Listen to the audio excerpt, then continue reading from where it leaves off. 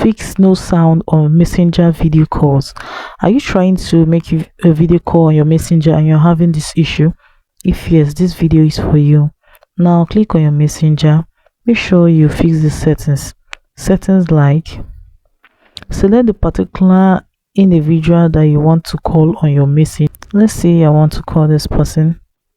Just click on it.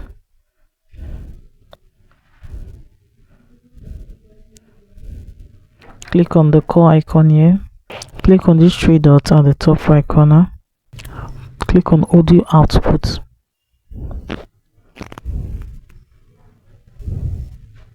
So right here, click on speaker. The next step you can take is to fix this is to go to your settings, your phone settings. So let's head straight to my phone settings.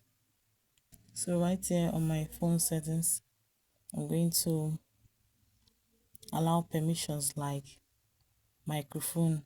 I'll make sure that my microphone is being allowed. Then go back, go to your storage and cache. Clear your cache because sometimes cache can affect the app. So clear your cache.